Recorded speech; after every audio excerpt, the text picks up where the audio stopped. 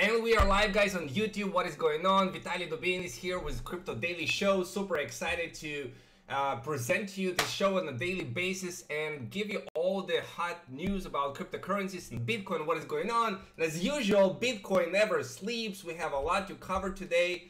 So what is going on, guys?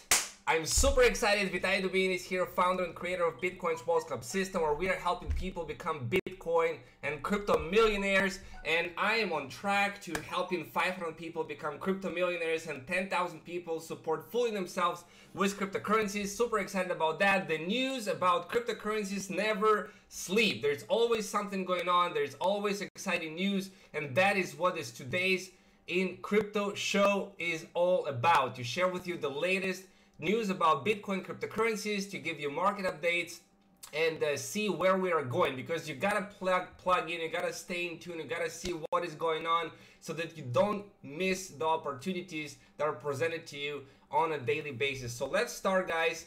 Let me know in the comments below, how are you guys doing? How is your day?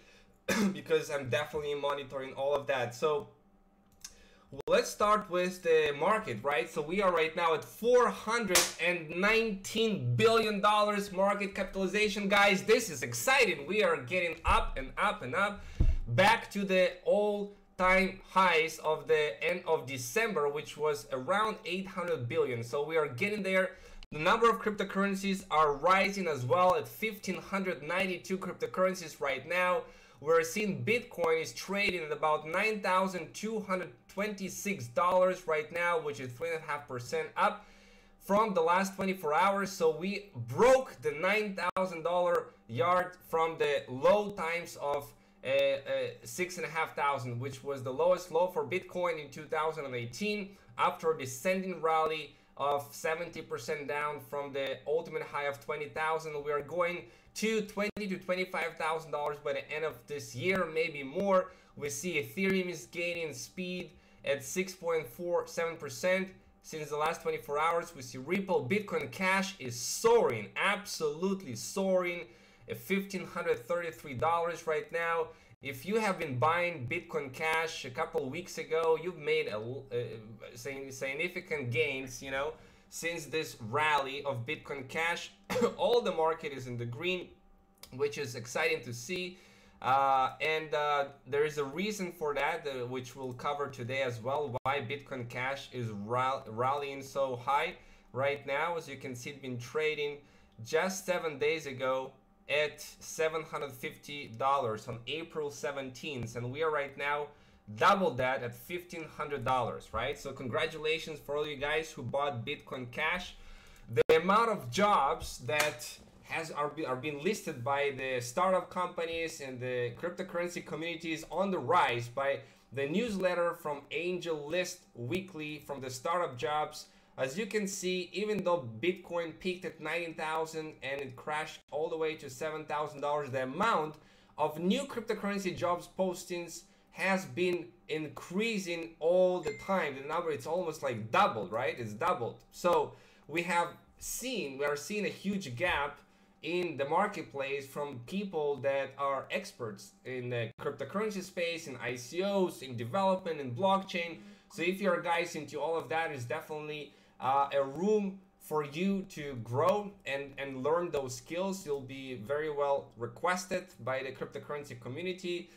For the majority of you guys, you know, that you want to just take advantage of the crypto boom, it is quite a long learning curve from the tech standpoint. But if you're a programmer, if you're like inclined to that, it's definitely a good place to learn and sharpen your skills from the blockchain. Very exciting new industry is born, right, from the rise of cryptocurrencies. Moving on, we have several interesting published today about several ways that Bitcoin, they say, can be destroyed. It cannot really destroy Bitcoin, but it's interesting to see what are the different things that can happen in not so distant future. And it's actually something that is being contemplated and being tested. Like the first one is government takeover. So what they're saying here is they're looking for creating cryptocurrency that is being called FedCoin. Right now, what is FedCoin? How it's going to be used? What's the vision for this? It's basically their version of the blockchain that will be controlled and monopolized and centralized with the major central banks and obviously the Federal Reserve as being the central banks of them all, that will be monitoring all of those transactions. So people will be using the FedCoin in the supermarkets, and to buy stuff, to buy food, to buy groceries and all of that stuff. That's kind of what they are trying to accomplish with this. But of course, it's something that is not going to be immediate, and it's a slow progression. But as they see it, moving on from people going to the bank and replacing their US dollars for FedCoin, it can very well be a reality for the near future, that we are expecting for disappearance of the US dollar bills and the cash society, right? So the cash system as we have been used to for the last 100+ years or so, since we started publishing the fiat currencies in the world. So that's going to be interesting to see. And as they call it, a scheme like this, right? To use FedCoin, people must first show proof of identity, set up a wallet with the Federal Reserve or an affiliated bank. They can buy US dollars at 1-to-1 ratio, and as a result in a slow disappearance of physical cash, right? So you can imagine people going to movie tickets and paying with FedCoins. Cheaper than credit cards, easier than cash, and more secure than banks. So goes by the process which dollars are phased out of the money supply. So that's one possibility. Second is Facebook sneak attack, and basically it's not really that difficult for Facebook to take a month and figure out how to issue their own wallets, cryptocurrency wallets, to all the users of Facebook, at 2.2 billion users of Facebook, right? And make it very neat and link every name to the cryptocurrency wallet. Make it nice and neat, just like Telegram is working on its own app, an app-specific cryptocurrency called Grams, and they have raised $850 million from investors by selling the currency in advance by its ICO, and actually completed another $850 million in a second round, and moving close to $2 billion in raising funds for ICO for Telegram. So Facebook can do something similar like that, just like Telegram, create its native currency, or it can just adopt Bitcoin itself, right? So imagine that you'll be able to go on Facebook and be able to send money instead of those on Facebook Messenger, that they allowed now to send money to each other on Facebook Messenger, but it's limited to several currencies, and it's limited to the countries that can use that. With cryptocurrencies, with Bitcoin, you can send via Facebook Messenger or whatever, they'll choose, like send cryptocurrencies directly, whether it's Bitcoin, Facebook Cash, or whatever, right? And moving forward, we can see a reality where people, there's going to be Apple Cash and Toyota Cash, Facebook Coin, FedCoin, multiplied, or like every single big company and behemoth in this technological space is going to have their own coin, just like Kodak announced a new coin that people could use to license rights to their photography, right? So Apple is going to have its own coin, and etc, etc. So it's going to be interesting reality system. But one thing is for sure, that in the future we are no longer going to be using cash. We are going to be using cryptocurrencies everywhere. So at the end of the day, I think Bitcoin is not going to be destroyed by any of those forces. If FedCoin is going to happen, if Facebook is going to take over, and all of this happen, the reality is there's going to be thousands of different ways by which people will be able to pay for stuff, right? Thousands of different ways. So it's very interesting article. You can read all of that. It's fun read. So moving on, U.S. Federal Reserve breaks down Bitcoin in a new study, and they welcome cryptocurrencies, and basically they're trying to see where Bitcoin fits in the monetary category. You know, by representation, is the currency represented physical or virtual? Obviously, it's virtual. Transaction handling, is it centralized or decentralized payments? And money creation, is it competitive or monopolized? So it turns out, so when we compare commodity money with cash, central bank electronic money that they're, you know, suggesting to for the central banks to start issuing their own cryptocurrencies, where Bitcoin fits in all of those criterias, and it turns out none of the above, right? None of the above, and it adds its own dimensions because Bitcoin is its own animal. So this study suggests that cash is useful in some cases, right? But it's just, it has its own cons and pros, right? So we're still using cash. It's kind of decentralized. Nobody like checking the cash so much, where it's been issued and accounting, all of that. And the majority of money is all 97% of them digital anyways. So the drawbacks for cash is that you cannot just go and send cash for a very long distance. It's not efficient, right? So Bitcoin cryptocurrency is so efficient, it opened up new marketplaces far away from the point of transactions. So Bitcoin doesn't fit in all of those categories. And the case of central bank electronic money, each form of money has its own benefits and its own drawbacks. That's why they're all coexist. They didn't speak so highly of cash, stating that cash is inefficient, expensive, facilitates crime, and limits the bank ability to use negative nominal interest rates. And the bank proposing issuing its all central bank electronic money for all. That's another solution, but it's really naive to expect central bank cryptocurrencies because, you know, they are, from the one hand, they're obligated to for money, anti-money laundering and protecting, you know, the funds, and doing so is just putting them in risk. So people can be using their cryptocurrencies for, you know, for crime and other stuff. But I don't see it's happening anytime soon, of the central bank creating their own cryptocurrencies.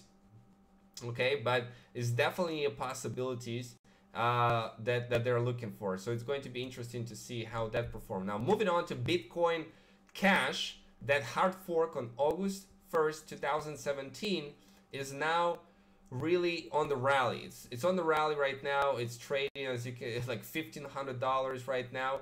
And one of the reasons for that is Antpool, which processes 8% of all transactions for Bitcoin Cash, is burning $12 worth of Bitcoin Cash a day and limited in supply, thus creating false scarcity for Bitcoin Cash and getting more scarce in an attempt to manipulate the prices and get Bitcoin Cash trading higher. And Roger Ver, one of the evangelists of Bitcoin from the early days, is called a Bitcoin Jesus.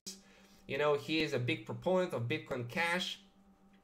It's kind of like Bitcoin is the old Bitcoin, Bitcoin Cash is the new Bitcoin, and they are going to create a bigger size for the transaction from 8 megabytes to 32 megabytes. So it's definitely a good move for Bitcoin Cash, and one of the reasons people are buying a lot of it, and the price of Bitcoin Cash is on the rise. So it's really interesting to see. Moving on, Iran, like I said yesterday, ban banks from touching Bitcoin, and it just goes to show you, you know, they want to limit the country from international transactions, and they just cannot say, well, I want to limit you guys to do international transactions. What they are saying, it's easier to say that Bitcoin is related to money laundering and all of this virtual currency and the volatility and all of that. It's definitely easier for them to do, but ultimately people are going to win. The money is going to move to places where it belongs, where, you know, where people can set up businesses easier, where there is no restriction. So it's never going to be long-term sustained, those attempts from the governments to ban the use of cryptocurrencies in the banks, because there's going to be riots, there's going to be, you know, all kinds of outbreaks, just like it's happening in India right now. Now, interesting story today was Dan Bilzerian. I don't know if you're aware of this guy, but he has a vast following on Instagram, about 23 million following on Instagram and on Twitter. So he's not everybody agrees with him, with Dan, what he's doing. He's living his lavish lifestyle and all of these women on Instagram, but definitely he is a big influencer. You know, like it or not, for what he is doing and his lifestyle, but many people look up to him, and he followed, tweeted that time to get back in crypto. Of course, he bought a whole bunch of cryptos in 2017, but just those little tweets from influencers for celebrities, you know, the more it becomes popular, the more, you know, big celebrities are going to recommend and get people like, hey, it's time to get back in crypto, it's time to buy crypto, it's time to get into the game. The more people are going to enter the market, and all of that activity, of course, raises the price of Bitcoin, as well as more people are using it and buying it, and the people that want to sell Bitcoin are raising the price on the market, and that's how the prices, you know, by supply and demand as going up. Another interesting story today: Martin Lewis sues Facebook over fake Bitcoin binary trading ads. So it's really interesting to see that some people are using a big celebrity, a big guru name, in this case Lewis, that has vast, big reputation, to run Facebook ads using his name, his picture, promoting different scams and binary options, which now he is appealing to the high court proceedings against Facebook. He's suing Facebook for that because he, tried to remove those ads and tell them about it, and nonetheless they keep approving those ads. And that's just to show you that if you ever to become a big celebrity, there are other people that might use advertisements, if it's on Facebook or on other platforms, to use your name and to use your brand in order to lure people into doing different things. So you need to be really careful when it comes to this stuff, and see what is real and what is not real. Okay, so Bitcoin is going up. So that's basically all of the news for today. Super excited for everybody who is trading cryptocurrencies on a daily basis. Today at 12 p.m. Eastern time, we are going to conduct our usual weekly live webinar for all the members of Bitcoin's Wealth Club. We're going to be revealing the secrets of wealth acceleration and how the journey to becoming a crypto millionaire looks like. So what are the best ways today to grow your cryptocurrencies, to grow your portfolio, to multiply your wealth, to really create an avalanche of crypto earnings for yourself and for your family, and how all this journey looks like. So I'm going to give you a whole bunch of tips that is going to help you in this journey. So definitely be on the lookout at 12 p.m. Eastern time, broadcasting live to our group on Bitcoin's Wealth Club, and looking forward to see you there. And until then, everybody has an awesome day. We'll see you tomorrow at our Today's in Crypto show.